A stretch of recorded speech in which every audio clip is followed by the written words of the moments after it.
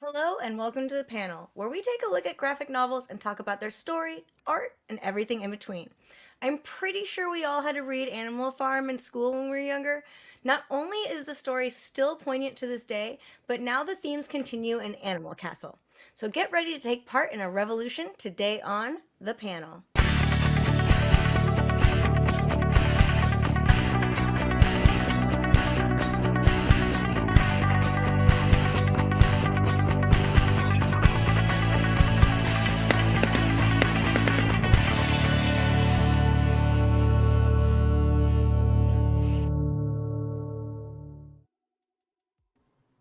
Joining me today, we have the Duchess of Free Comic Book Day, Ashton Greenwood. Hey, howdy, hey. I'm really excited about this one. And also, we have video content production manager, Johnny Rose. Hey, howdy, hey! Hey, that's my thing. Sorry, I've been watching a lot of you TikTok videos with Matt Berry on them. That's awesome. I don't know if you know who he is. He's like one of the vampires from What We Do in the Shadows. Okay. He's hilarious. He's amazing. But yes, I'm all excited to talk about Animal Castle. Yay! I'm excited that Johnny's here because normally he's behind the production and kind of behind everything, being quick draw with the graphics, and so it's fun to have him on here today. So. Oh, thanks for having me. All right, well, let's go ahead and get started. So, the citizens of Animal Republic, which is an abandoned castle that they've rebuilt as a farm, are growing tired of the tyranny of their ruler, President Silvio, along with his dog militia. They're forced to work hard and long hours for not enough food or shelter, which is given primarily to Silvio and his dogs. But when a wandering old rat tells a story of a human who stood against tyranny with peace instead of violence, it begins a growing change at the farm. Now, can a widowed mother cat of 2 and a bunny be enough to start a revolution? We shall see. Right. This was a deep read. Mm-hmm. Yep. Like, I don't know if y'all read that introduction, but even the introduction alone, I was like, oh, this is going to be. Yeah, like, as soon as, like, it just, like, I felt like the introduction, before even any of the story happened, it just, like, snowballed. And, like, he talked about the importance of Animal Farm, and then into this. And then as soon as he started, like, with the MLK, Gandhi, Mandela bit, I was like, oh, my God, this is going to be a hard one. It's pretty deep for a story about animals. This is no Disney story. No, not at all. No, this is a Don Bluth animation. Yeah, we were talking, Mia, before you joined, Ashton. It was like, this is a story that's kind of along the lines, like if it was an animated TV show or movie, it would be along the lines of like the Never-Ending Story, Secret of NIMH, The Dark Crystal, something that would traumatize the youth of America, I think. Important trauma, shared trauma. Or Watership Down, too. It caused a lot of Watership Down vibes from this, too. No, kids have it way too easy now. Like, we had these hardcore stories and animations we grew up with. Now these kids today got Paw Patrol and everything. They need to be disturbed like I was as a kid. I mean, I feel like they're probably still reading a lot of the same stories. I feel like they're probably still teaching Animal Farm in schools. True. Very true. Well, let's go ahead and get deep going into this story. So let's get started.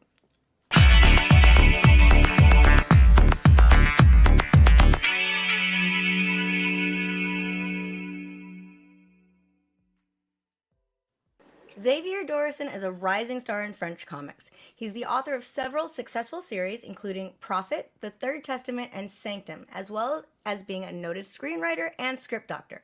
A lot of his works are historical and or political, with Animal Castle being no exception, as he was directly inspired by Orwell's Animal Farm.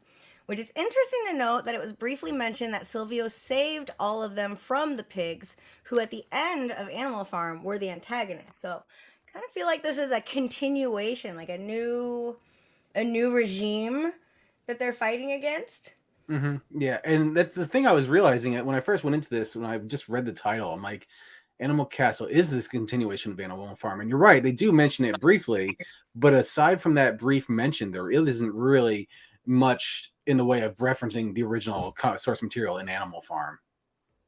Yeah, which I think is good, though, because it kind of makes it stand on its own while also alluding to the fact that it's in the same universe, right? Like, if Animal Farm, the way I thought about it is like, if Animal Farm is the jab of the knife, then Animal Castle is definitely the twist. Like, it takes So I'm serious. Like, it takes those really hard themes and pushes them to their limit, which I thought was phenomenal because you're already approaching the limit in Animal Farm, and they just like they really took it there. Yeah, no, this was definitely like a very adult comic that Mhm. like kind of gives you these major themes, but in like a nicer way of doing it. Like I was talking to Johnny about how it kind of reminded me of Mouse, like the Yeah. comic about the concentration camps and everything that happened during World War II. And it's that same kind of presentation of like a really, really heavy subject, but like kind of making it a little nicer by having it being animals, I guess, in a way. Until they're like, here's an entire like splash page of Daisy executed.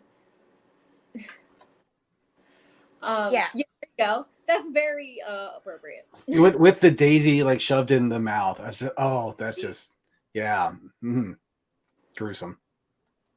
I Yeah, think no, they really went there with like the hardcore violence on this one, but I think you Mhm. kind of had to, right? Because you have to show this like brutality. Um, I definitely agree, and like kind of along that same line, I feel like they did a really good job. Xavier does a really good job of like drawing out these certain reactions from you. He wants like the big reactions, the emotional reactions, the gasps, and like this whole scene with Daisy is very much a part of that. But yet, none of it ever feels cheap. It's a very fine line to tread that you can feel like you're almost manipulating your audience when you swing this heavy for it, and I don't think it ever comes off cheap. It lands every single time, and it lands like a gut punch, exactly the way it's intended to. It really does. I mean, like just looking. I mean, reading the story, it kind of seems like Miss Bangalore is kind of the starter of the revolution, but it definitely comes down to Daisy because she's the one that kind of started standing up to the militia and President Silvio at first. So you can see like the images, just like I was just showing here, like the disdain on her face. And that's always one thing I've always found interesting is like when people draw animals, how well that the artists are able to show human emotion and manipulate the beak, the bills of the ducks or the goose, but I mean, no, that's getting into the art section later. But yeah, it's very, really interesting. I mean, it's definitely like a very revolutionary story because there's elements in this of like Les Miserables or or the French Revolution or and elements of Gandhi, elements of 1984.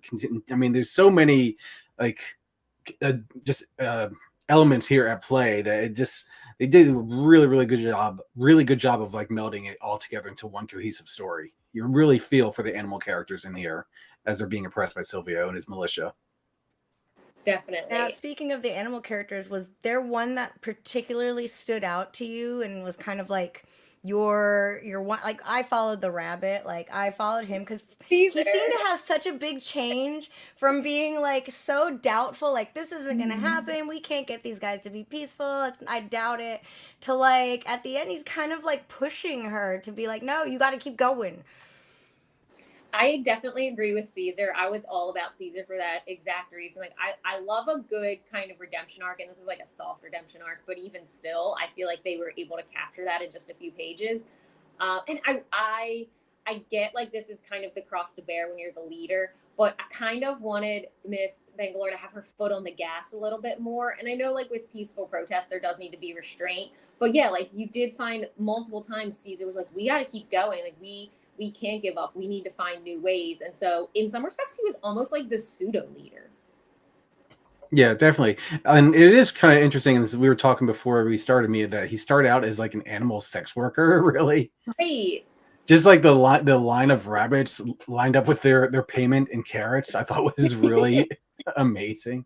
But yeah, he does kind of become the co-leader, conspirator, whatever you want to say. And it is interesting because it's kind of him and the rat, and I forget the rat's name, like Evelar or something like that. As Yeah, they're the ones that are kind of push Miss Bangalore into it. So she ultimately, I wonder if she would have had the courageousness to start this if it wasn't for the pushing from Caesar and from the rat and from like how Daisy had stood up to the militia and whatnot.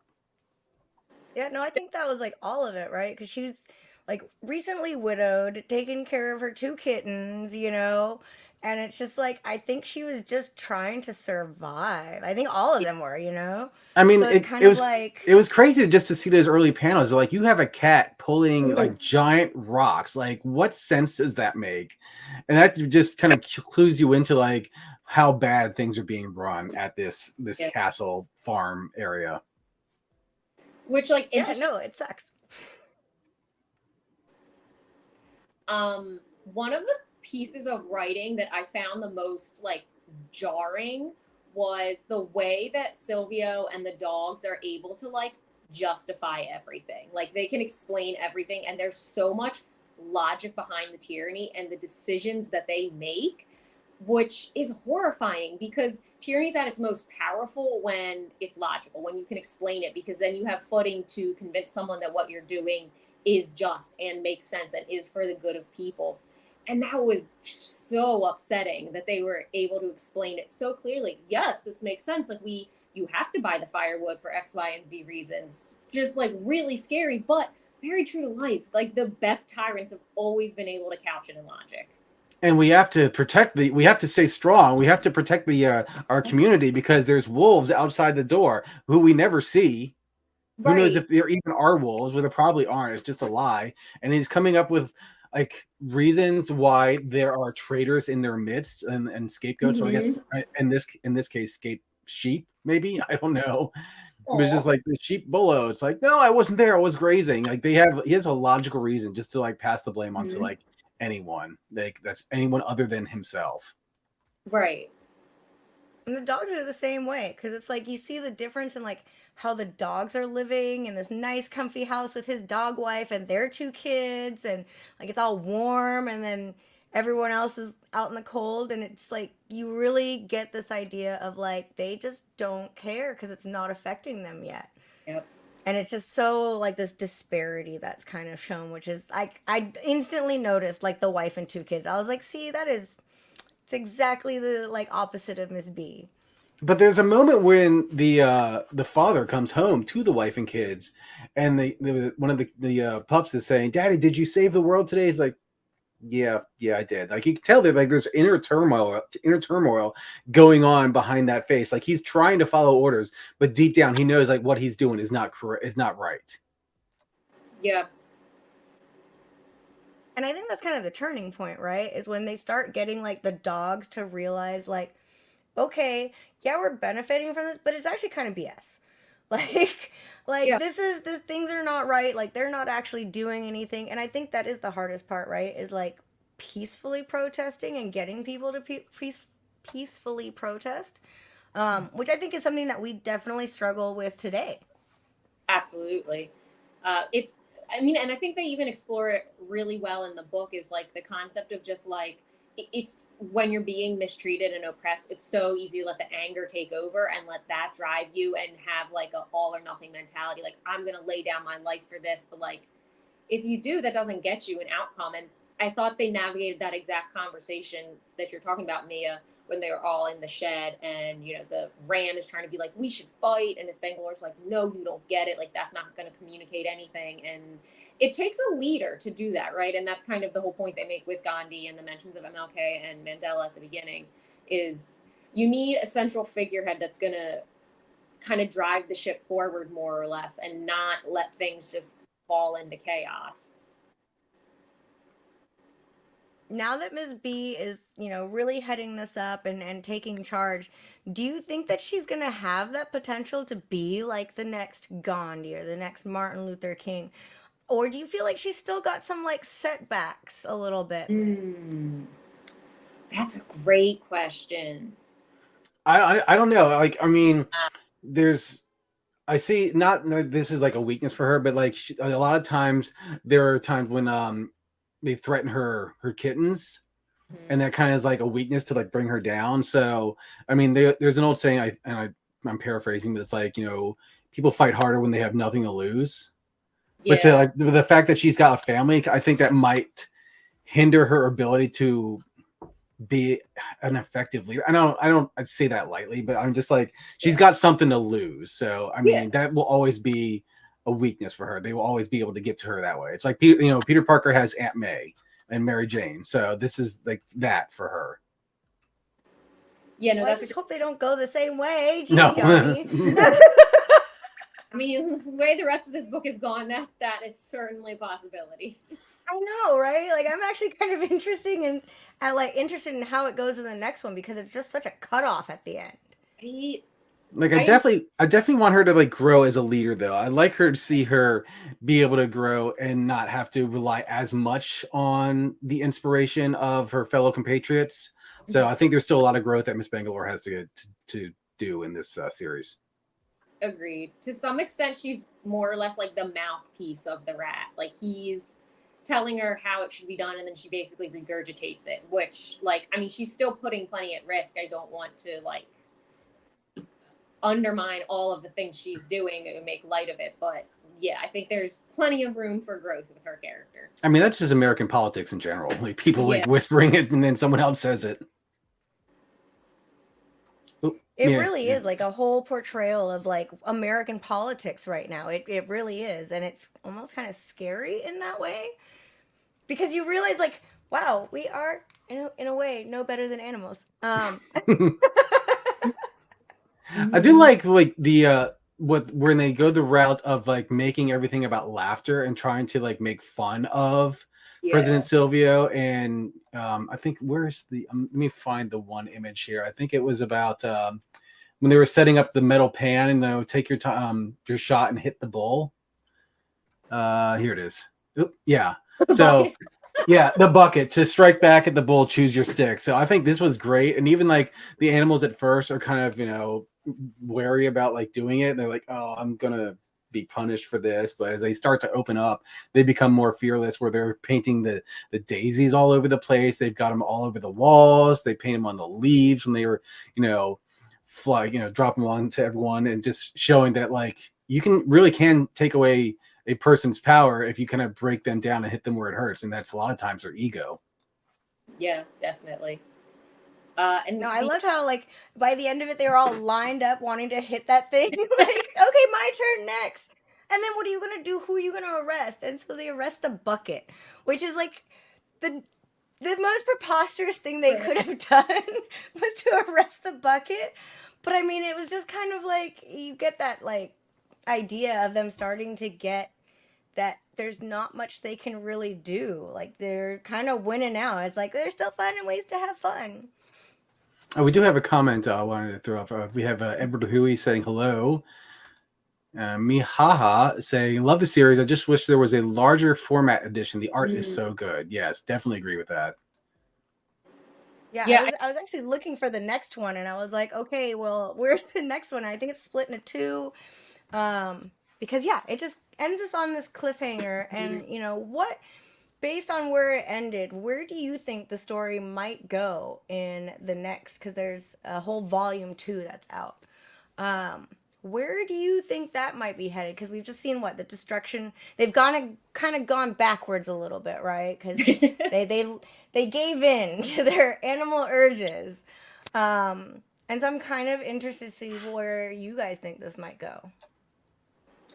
After. I mean, your guess is as good as mine. I think there's always room for it to.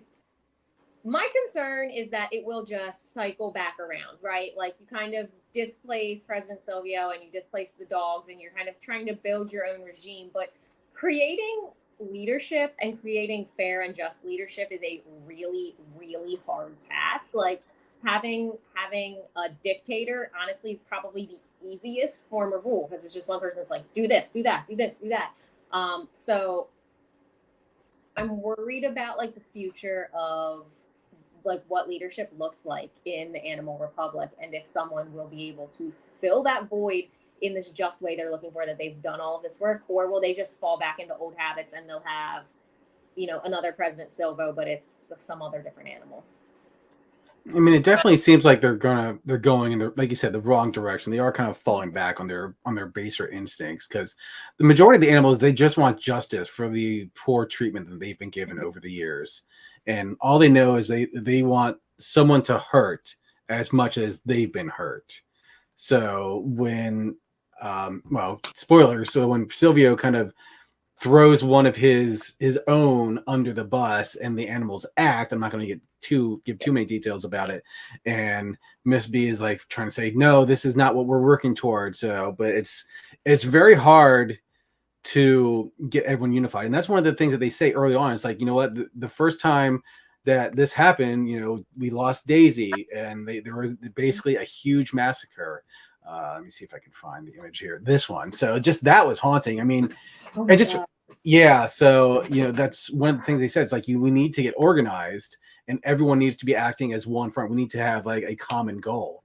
But when Silvio throws one of his own under the bus, and then that just goes out the window. So it does make you wonder, like, are they going to stay the path? Are they going to be able to overcome Silvio and his tyranny? I'd like to think that they are, but I don't know. It's like I want to see the story progress forward instead of backwards. So that's one of the things I'm really hoping to see.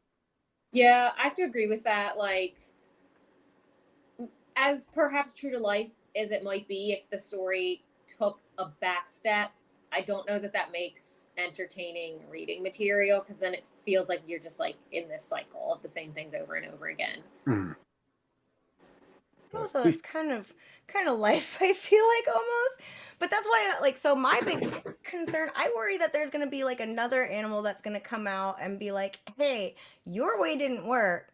Now we're going to go this way because at least we got something out of it. And I just, it's going to be like political parties, and it's just going to be this whole big thing, I feel like. I don't know. There's so much to go into. I mean, where do you go after tyranny? Like, it doesn't happen. Like, change obviously doesn't happen overnight, and it's something that kind of there's a long road to positive change like that.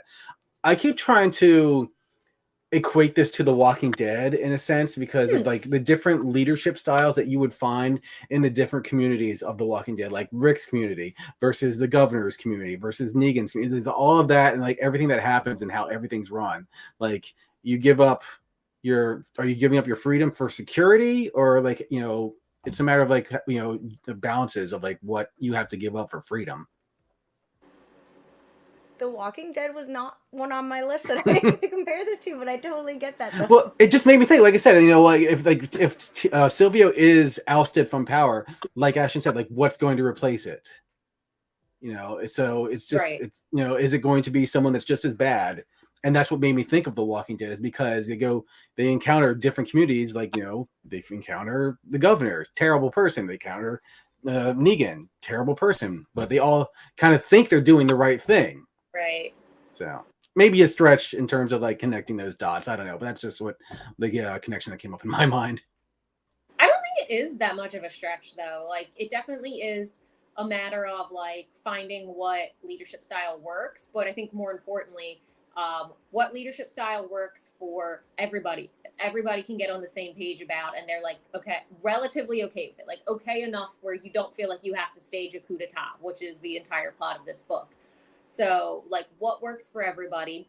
And then also in terms of like a potential replacement for President Silvio, what does that what does that animal look like? And what does that mean for their leadership, right? Like, President Silvio is a bull. He's massive. He's physically domineering. And that's a theme they revisit multiple times, is like, we can't take him in a fight. He would wreck all of us. But if like Miss Bangalore's the president, like, she would be easy to overthrow by force. So it's such a conundrum. No, it really is. But then I'm wondering, like, again, like, what animal is going to replace him? I wouldn't necessarily see it as going up as an animal in size. Like, what's going to be next? An elephant. He's even bigger. We can't topple that. But Right. like going from an animal of strength to one of smarts, like what would be an animal that would be shrewd and cunning? Though. A shrew. Sure, bunnies.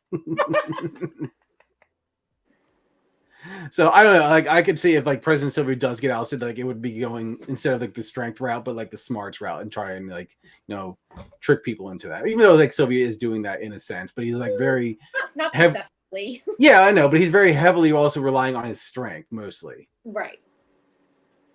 Yeah, because the way that they portray him in the book graphically is just pretty terrifying. And I feel like we really need to bring like the art into this because like yeah, that is a big part of it is the art because it really just does tell a story so much. So let's go ahead and jump into adding art to this.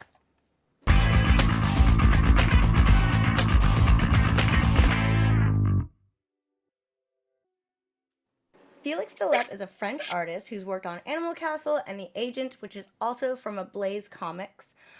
Couldn't find too much more information about him, but he is phenomenal. Like the artwork in this is absolutely gorgeous. And I want to kind of bring in how his style of art adds to the story.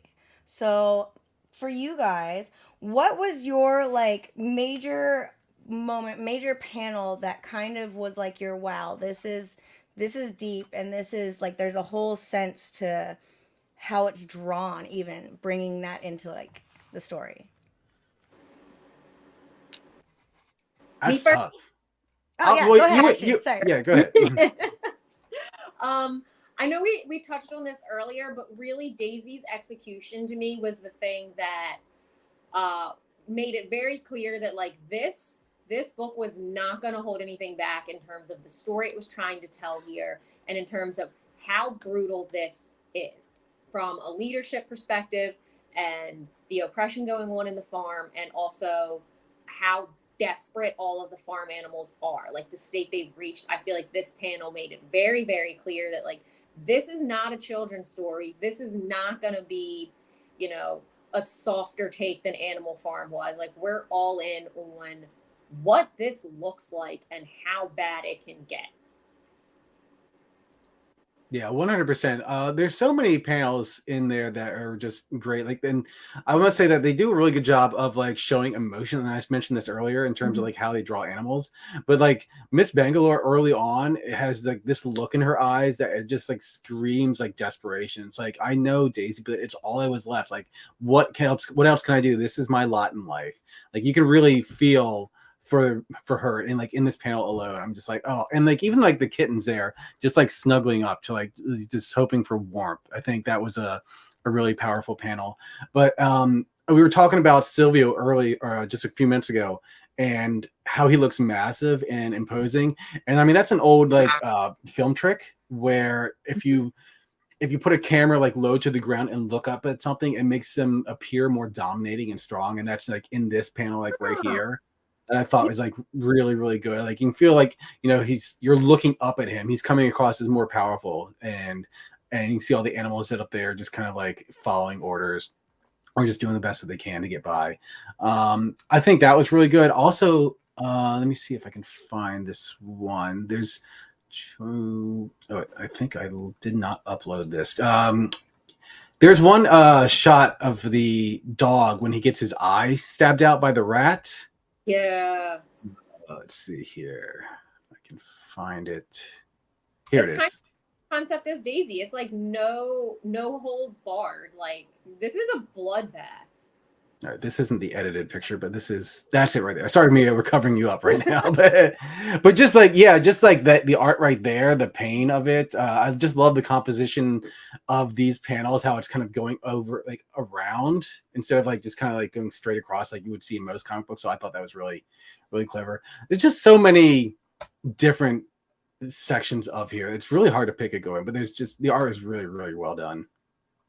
Yeah, so the one that I was going to point out actually kind of has to do with what you were saying about them looking up at him and how, you know, it's always that viewpoint. Because mine is like when they've gone through all of this turmoil and protesting and, you know, they've been doing it and they're like starting to think maybe it's not going to happen. And then they're standing outside and Silvio's finally looking down at them, pissed off from his window as they're just crowded around underneath him, just smiling because they know that they got him.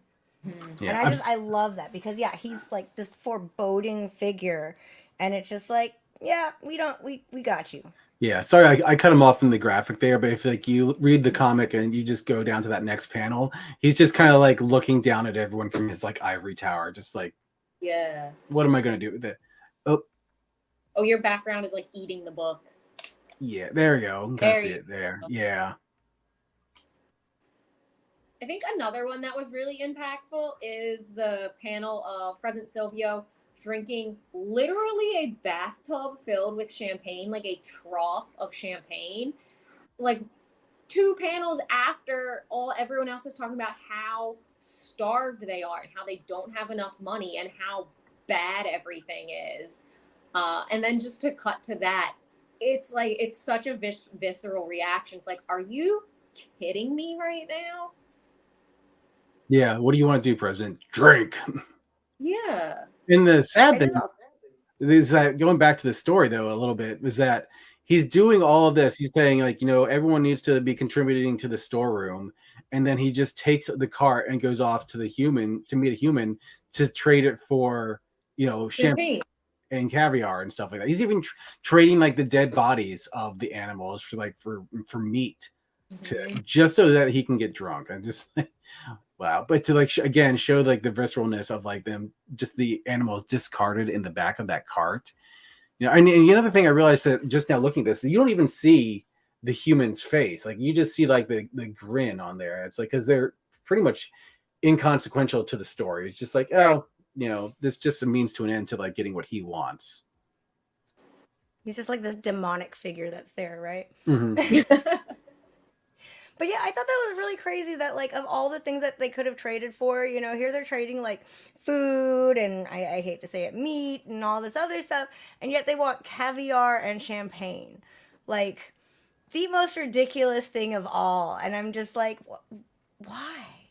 What is the point? To me, that felt like one very clear moment of like, just like a jab at humanity, like the jab at the way human leaders choose to pick and choose the things they want. Like, that felt like a moment of clarity of like, this might be about animals, but it is literally about human leadership and the way that like oppressors choose to pick vanity and luxury and all of that over, supporting their constituents, supporting, anti-war efforts, supporting, environmental issues, whatever. Like, pick your poison. Where throughout history, it's always been about luxury over humanity, and that was a very clear moment of it. Because what does a bull want champagne for? Nothing. But what does a human want champagne for? Because it signals luxury. It signals wealth and success. Yep. Yeah, that was like his personal jet, basically, right? Yeah. Now, altogether, what kind of are your like overall thoughts about this comic now that you've read it and you've kind of had the moment to like let it kind of digest? What are your feelings overall about Animal Castle? So and we're gonna go with Johnny. Are we going to the final thoughts? Oh yeah, haha, haha. Final thoughts.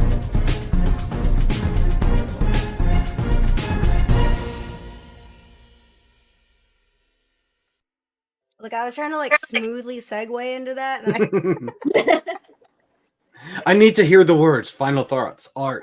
Story. Okay, I can click the button now. Okay. I like it. Towards the end, as we talked about earlier, it was kind of becoming a little disheartening because they had kind of taken a step back into, like I said, the more baser nature.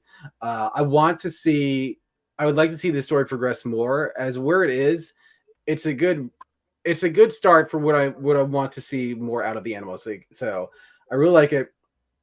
I want to see where it goes in part 2.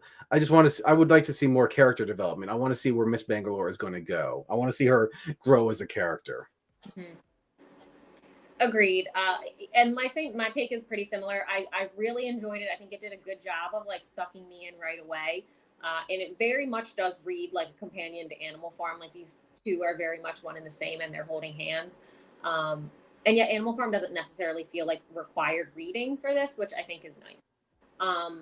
But yeah, to kind of Johnny's point here, I think one of my main takeaways from this book was that freedom is very much this living, breathing thing that needs, constant nurturing and protection in order for it to thrive. And so it feels like that's where this wants to go, is that we're heading in the direction of freedom, and there needs to be kind of a keeper of that. And maybe Miss Bangalore is that person. But so to get there and to not kind of fall back to where we were before, I think they need to push a little bit in that direction, and I would like to see this go in the direction of it being a discussion about the price of freedom and not just like the overwhelmingness of tyranny and oppression. I think we've already kind of covered that, and so there's a next step that needs to be taken. But I couldn't recommend it enough. I think it's phenomenal. I was just going to say the exact same words. It's a very good story about the cost of freedom and what that takes to acquire. I honestly think there should be like required reading in high school. Like if you're gonna do Animal Farm, then I think you need to do this one, especially with like the format probably, capturing some people who normally wouldn't want to read, a book about it. But then you have this, and then if they just made a Don Bluth-esque movie, it'd be even better. It'll make everyone cry. Right. But I feel like this is such an important read for people, and especially with how politics are now, like I think kids need to read this. Like not kids because it is fairly adult, but like starting in high school, I think this has got so many themes that I don't think kids are really getting so much these days. Or maybe that aren't like quite as accessible. Like, classic literature is classic literature for a reason. And I'm not trying to hate on anything, but with a lot of those older books, the commentary is really, really couched in so many other things that it almost gets lost in the sauce in some way. And this book is very much a show, don't tell. Like it's hard to miss what's trying to be said here. So, with there being less barrier to entry to the commentary, yeah, I think there is definitely educational value in it. Mm-hmm. This is also a good comic to explain to people that not all comics are about superheroes, because I know like a lot of the general idea of comic books gets that stigma, like they're for kids, they're for superheroes. Like no, they're not. There is literally a type of story for everyone, and this is definitely a good point or a good comic to prove that. It's in the style of Mouse or Mouse. I don't know the exact way to pronounce it, but again, a story that dips heavily from like real life inspiration. This is not directly from something as terrible as like a Holocaust, but it definitely takes inspiration from past real life events. Yeah, no, I mean, and that was going to be actually the comic that I recommend. If you kind of liked this and wanted to go more historical and kind of have that same like, I would definitely recommend that because it's showing the Holocaust from not quite so hard. I mean, it's still harsh. It's a hard read. I accidentally read it when I was like 9 because it was like my dad's comic book collection. I found it. I was like, oh, a comic about mice. And I had no idea what it was about, but at some point I was like, this is not for me. So maybe not at age 9, but I will recommend that everyone should read that one because it's emotional, it's eye-opening, it rocks your world actually just reading it. So what about you guys? Is there something that y'all recommend? This is not fictional, but it's similar in the vein. They Called Us Enemy by George Takei.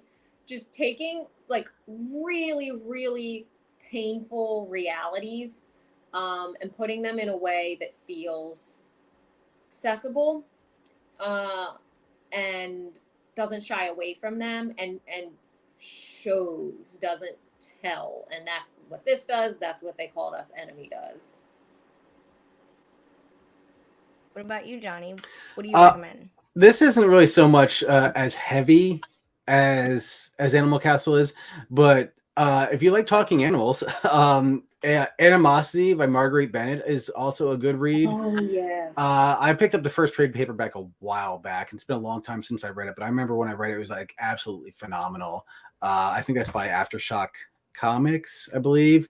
But really, really well written story. It's just like all of a sudden, all animals gain sentience, at one time, and they just start talking about what's happening to them. It's like a mother cow is saying, "Where are you taking my calf?" as it gets hauled off to the meat farm to be turned into veal, or like, stuff like that. And then there's a family pet that like talks to the wife in the family and says like, "Why do you stay with him as he's beaten you?" Like these animals have seen the horrors of humanity and are addressing them directly. So that's again, not as heavy as Animal Castle, but I think it's also a really excellent read. I That's gonna make me become a vegetarian. Yeah, that's tough. I read the first trade too, and had the same experience. It's like, oof, this is a doozy. Oh man! All right, I gotta prepare myself with salads after that. Y'all, this was such a fun talk. I really enjoyed getting into this. I'm gonna let everyone know that this is your reminder to pick up Animal Castle at your friendly local comic shop, and to find a comic shop near you, simply head on over to comicshoplocator.com. So before I leave, I want to go ahead and see what everyone's got coming up next. So Ashton, what do you have coming up? Free Comic Book Day is coming in hot. It is a week from tomorrow, May 4th, at your local comic shop. There are 48 different books you can get totally for free. Like Johnny mentioned earlier, there is something for everybody in just these 48 books. There's superhero, manga, sci-fi, action, adventure, fantasy, all ages. There's things that are based off of movies and TV shows that you already know and love. Get out there and read a book. I'm also on Facebook, X, Instagram, TikTok at Free Comic Book Day. If you want a reminder that Free Comic Book Day is coming up, come hang out with me. Yeah, everyone needs to go to Free Comic Book Day. Go to your local comic shop, dress up, Yes. have fun. What about you, Johnny? What are you up to these days? I'm going to be sitting behind my computer making video content about Free Comic Book Day. I've just wrapped up working on Diamond Select Toys is having their annual Fan Fest event. So this coming Monday, Diamond Select Toys is going to be having a bunch of videos released in terms of like new product that they have coming out throughout the course of the year. There is going to be interviews with some of the artists, sculptors, photographers. That's happening. As far as Free Comic Book Day, I'm going to be out on Free Comic Book Day in the local Maryland area, filming some video at the comic shops just to make a video for next year about what Free Comic Book Day is. So, you know, it's a family-friendly event. Trying to get some people probably going to be going to Third Eye Comics in Annapolis, Maryland, and then hopefully over to Cards, Comics, and Collectibles in Reisterstown, Maryland, because I know Walter and Louise Simonson are going to be doing some signings there. But yeah, Free Comic Book Day, check your local comic shop, see if they're having artists and creator signings, cosplay contests, food trucks, all kinds of stuff. Yeah, no, some of these Free Comic Book Days are like little mini conventions at a comic book shop. It's great. And there's usually deals too. Oh, the sales are amazing. Yeah. Well, thank y'all for joining me. This was so much fun. Thanks for having me. Yeah. And so everyone here, you've heard it. Make sure to get to Free Comic Book Day at your local comic book shop. Have fun with it. And if you have a graphic novel that you'd like us to talk about, leave a comment below and your choice could be picked for a future episode. And this is also your reminder to follow us at Previews World and Free Comic Book Day on Facebook, Twitter, Instagram, and YouTube. Now, I sadly have to say goodbye, but I do want to say that heroes are a dime a dozen, but comic fans are priceless. And we'll see you next time.